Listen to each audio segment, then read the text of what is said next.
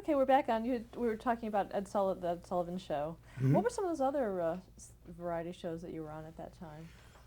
Ooh, now I can't remember exactly in what sequence, but I did Tom Jones. I went to England and did his show. Then I did Flip Wilson. I was I did the Tonight Show numerous times. There was and hosted it a week at a time. I think three different times, plus the other single one night hosts. Describe that experience of hosting the Tonight Show. Uh, I used to think because Johnny Carson made it look so easy, I used to sit and watch him, and I'd think,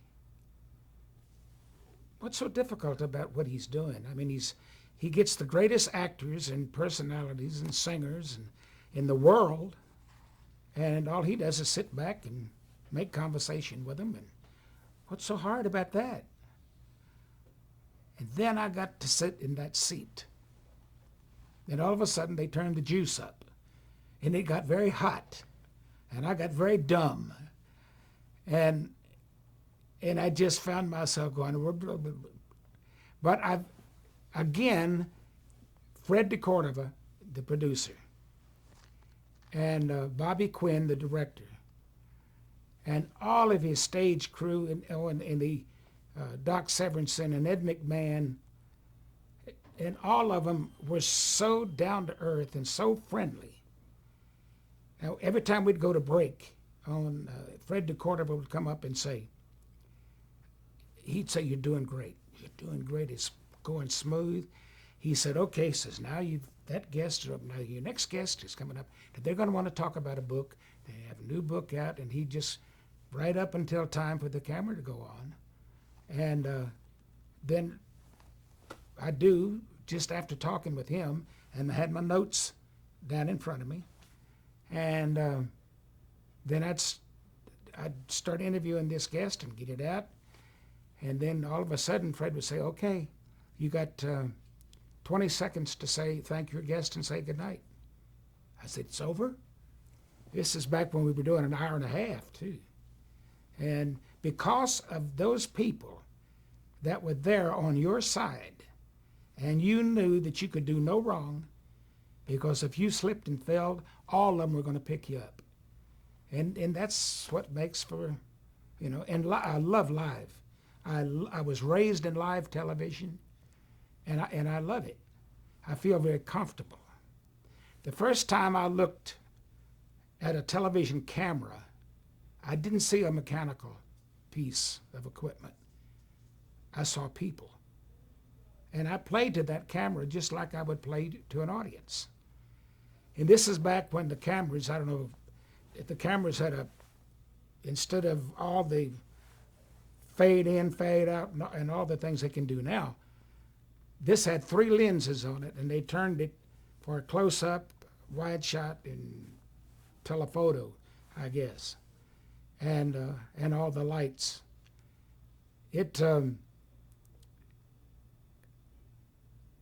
I lost my train of thought. I was talking about the how primitive the television was. But I'd grown up in live television. I'll never forget one time we were in the famous last words. I was going to do a song that was a hit. Forget who did it, but it was called "Hello Operator," and it was when the Dick Clark Bandstand was coming in, very popular, and so this song was one of those type songs that you would hear on Dick Clark's American Bandstand. And the phone rang on the record, and you picked it up and says, "Hello, yes, operator, this is me." And then you started into the song. So doing rehearsal, and this is back in Washington, doing rehearsal, the guy that was going to ring the phone Bill said, I'm not set up for that. He said, but it'll be ready come showtime. Come showtime. And which I've learned is a very famous line, meaning it's not going to work anyway. So I get from the floor director, I get the cue to the camera's on you, it's time to do. So I looked at the phone and it just sat there. And I knew enough that it's live and it's got to go on. So I picked up the phone and I said, yes, operator, this is me. And the phone rang. And I mean, it sounded like it could wake the dead. You know, well, everybody in there went into hysterics. And the back scenery fell down and come down across me. But I'm still down underneath all of this. I'm not giving up the ship. I'm there, and I just finished the song. But that's you learned back then, doing live television, that you got on and you got off, whatever it took to do it. There is no stop the tape that we can rack it up and do it again. And I think that's one of the great things that some of the younger television performers did not go through. That really, really keeps you on your toes. Now, you were talking about The Tonight Show and hosting it. Who were some of the guests that were on when you hosted? Ooh. About all of them. Norm Crosby was a sweetheart. He jumped right in and smoothed things over. And those guys from that era who have been around and done, they help one another. If you ever watch a variety show, especially when it's a casual talking back and forth, you'll see them paying attention to each other. And if one stammers for a moment, the other one will slide right in with something to keep it going. And let's see, who did I have? It got to the point that I was so accepted by the Tonight Show that I was allowed to invite one of my personal guests that I wanted. Most of them, they were obligated, the Tonight Show was obligated to have on, but then they gave me one spot. I say me and my manager, one spot to fill in, and we could put on anyone we wanted. And boy, just see, you name it, and they were on with me. They tried to match up people they thought I would have a little familiarity with, that I either knew them or we had done some things that were very similar, and they figured we could get something started. And we did. They made it as comfortable as possible. There were a couple that I didn't really know. Didn't know them or didn't know their work. Like there may be an author that had a book, and I had not read the book. And, I was just at a loss for what to talk about. But most of the times they tried to match us up. One of the ones that I wanted to have on, and I later found out I could have, but I didn't want to abuse our friendship, was Jimmy Cagney, the great actor. And him and I became very dear friends, very close friends. I'd go to his house and we would have a sit-down luncheon. About every 2 or 3 weeks, he had his own little clan that through the years they had all enjoyed each other's company. And I was accepted into it. Donald O'Connor, Carol O'Connor, you'll notice a lot of Irish, Pat O'Brien, and a lot of directors and producers. And what they would do, they'd sit around this huge living room, and there was a piano there, and they'd go around to each one. It was very informal, and it would go to, like, say, a director. Daniel Mann was there, and he got me a little cameo part in a movie, just for friendship. And that director would sit, and he would start talking about what it was like to work with Clark Gable. What Randolph Scott or whoever, what did they do that was anything funny happen? Man, they'd do it, and everybody would laugh. Then the next one may be a writer, and he said, "Well, I wrote the screenplay for Moby Dick, or some classic film or television special or something," and I'm in the company of all these people, and then it would go around and come my time, and Jimmy Cagney had a chair, overstuffed chair, and he would sit in it like this, like he was the pivotal point, which he was. And then he'd look at me and he'd say, "It's your turn." And I would have to sing Yesterday When I Was Young.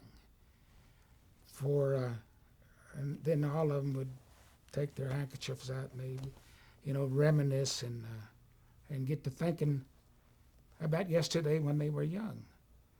And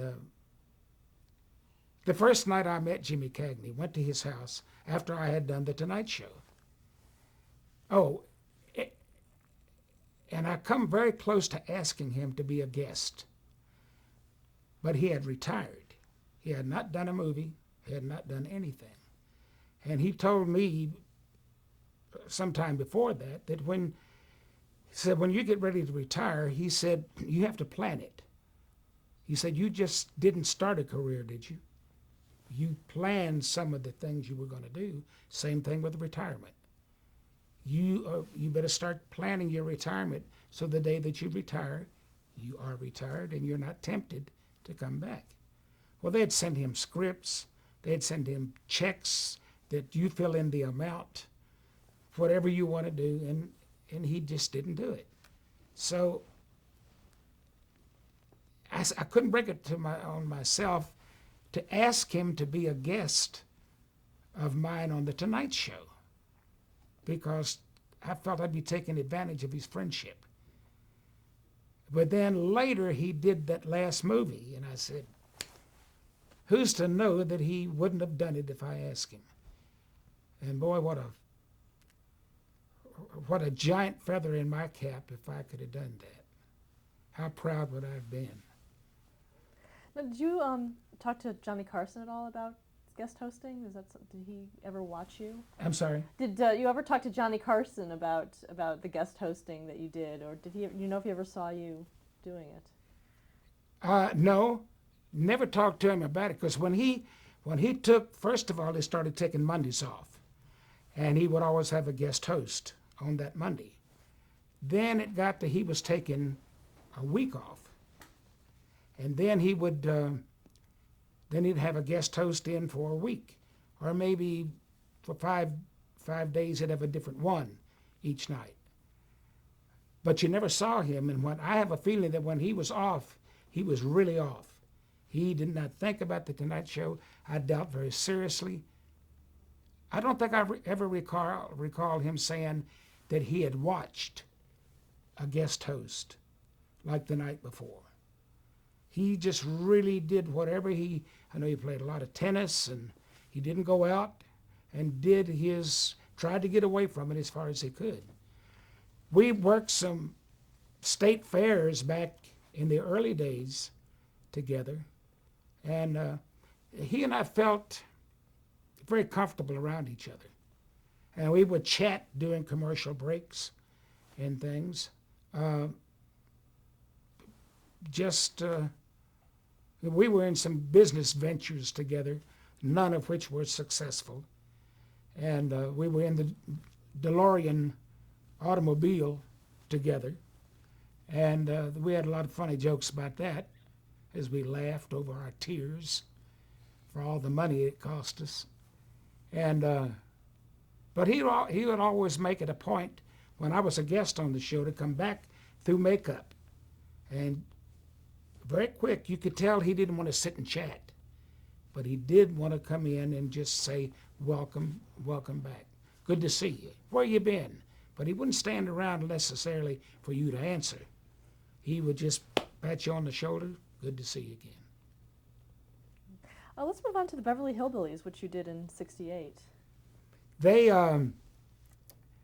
that was sort of a natural thing.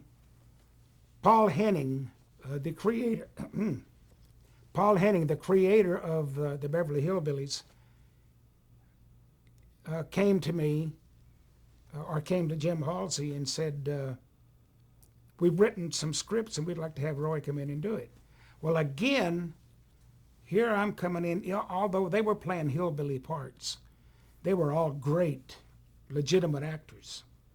Irene Ryan and Buddy Epson, and I guess it was one of the first things that Donna Douglas did, and one of the first meaningful things that Max Baer had done. But to me, they weren't, as we call, pickers. They weren't hillbilly musicians. They were actors playing a hillbilly part. So I went in thinking, boy, I hope I can get through this. I hope I just am so bad. I hope I'm not so bad that they have to cancel and get somebody else to do something else.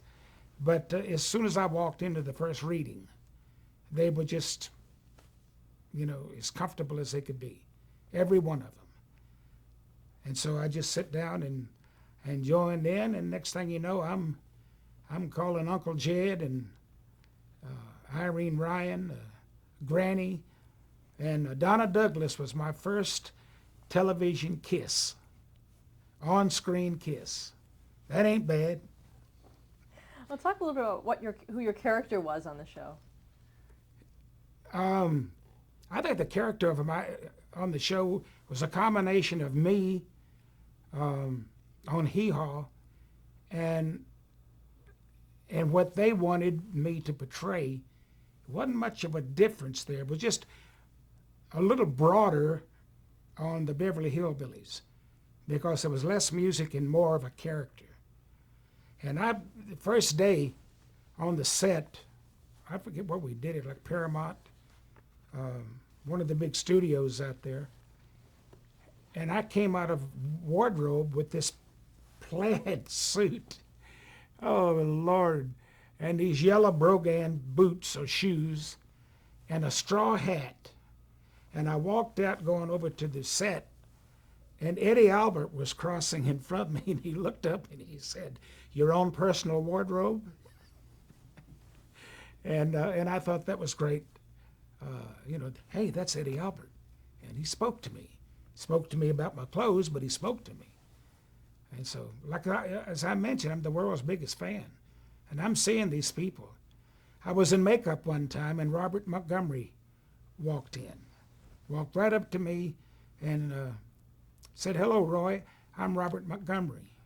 And I wanted to say, "Of course you're Robert Montgomery." But can you imagine how that he would know me? That was totally mind-blowing.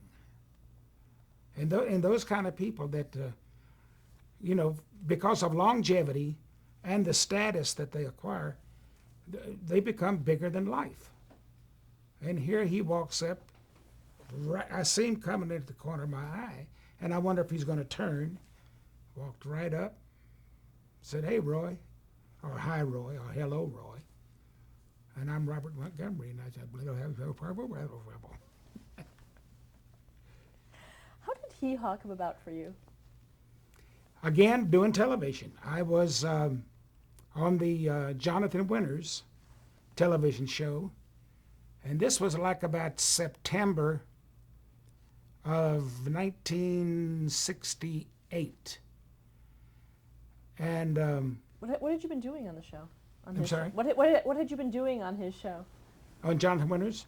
I was just they had written skits for us to do with him. One of the skits was, I was a game warden and he was a elk or something. I remember that he had this head, these antlers and stuff. And it was a little countrified more than his regular show would have been. Because his show, he was so versatile that whoever the guests were, that's how they would write the show, towards that guest. So this was a countrified version of the Jonathan Winters show. And the producers of his show was John Aylesworth and Frank Pepiot. They were two Canadian producers, very popular in Canada. And they come to me and said, we're getting ready to do a musical variety show, not too unlike Laugh-In. And a lot of music, a lot of blackouts, skits, boom, boom, boom, boom, boom. Would you be interested in co-hosting? And I said, yeah, because I found out years and years ago you say yes to everything. A lot of it doesn't ever come out or work out, but you say yes. And that was, like I say, in the fall of '68. And it was about January, February, Jim Halsey, my manager, called and said, they're getting ready to do that show. I said, they're getting ready to do what show? He said, they're calling it Hee Haw. I said, they're calling what Hee Haw? He said, well, that's just a working title. I'm sure by the time that it goes on, they'll have a more meaningful name. Looking back on it, what is more meaningful than Hee Haw, for the type of thing that we're doing? And it was supposed to have been in 1 hour special, just to see what kind of reaction it would get. But that was the year that the Smothers Brothers and CBS had a falling out. And it left CBS with a summer slot. And so they called the producers of Hee Haw and said, do you think you could do 13 shows instead of 1? And they said, of course we can do 13 shows. And they hung up and said, can we do 13 shows? And said yes. So we went in and started doing all of these jokes. Worst jokes you've ever heard. We looked at one another, and I said, if you give me 10 minutes, I can write better jokes than these. These are terrible, because we did everything out of sync. And but we went ahead and did them. And then finally we'd been in for about 2.5 weeks, where they had enough of the different segments that they could put together a rough run-through, top to bottom, unsweetened, no applause, no laughter, no nothing, and played for us. Well, then it hit us. Oh, this is what you're doing. Because now those corny jokes made sense. Because we do these corny jokes, and by the time you went, oh, it was into something else. Then it's back into music. Then it's back into a corny joke. Oh, that's good music.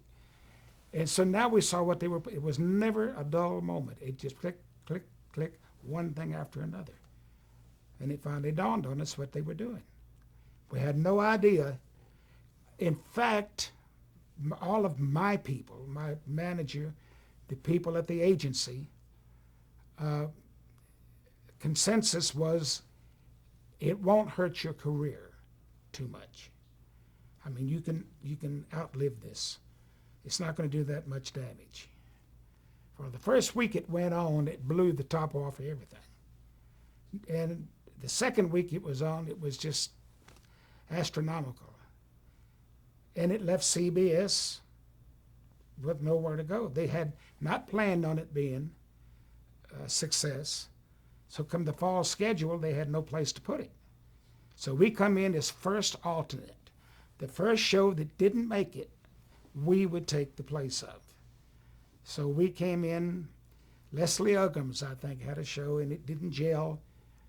So it went off in December. We came back in January of 1970, because 1969 was that first summer that we were on. And the rest is history until a new program director came in.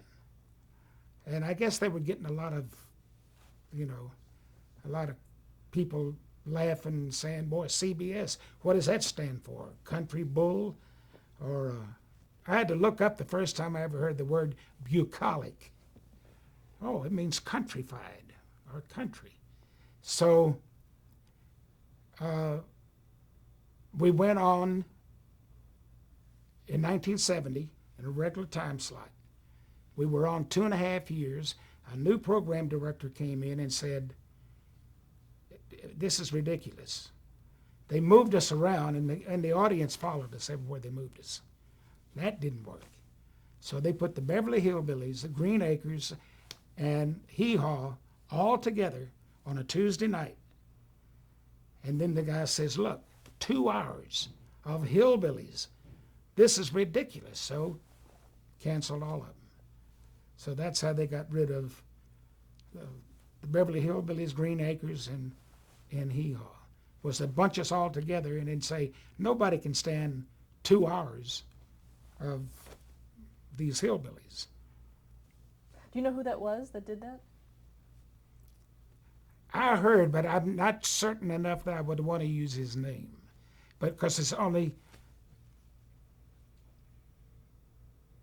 I'd have to look it up to verify it, and I would hate to put that, because they took a ribbon. It's their argument was that it never sold in major markets. I said, don't try to sell it to me. I'm on the road all the time. 200 days a year I'm out meeting people from Vancouver to New York City. And I went to New York after we'd been on for I think I went up to do the Tonight Show. And we went to a very exclusive restaurant and had to make reservations. And the reservations were not in my name. I think it was Capitol Records who had, footed the bill and took us all out to dinner in a very, very nice uptown restaurant. Had a little bar section off to the side as you walked in where you waited for your table. And we all went in there. And the maitre d' came up and said to me in a very heavy accent, Mr. Clark, as they say on Hee Haw, welcome to my country. Now tell me they don't watch it in New York City. And I said, they do, I'm sorry. Let's stop there to change the tape. Good.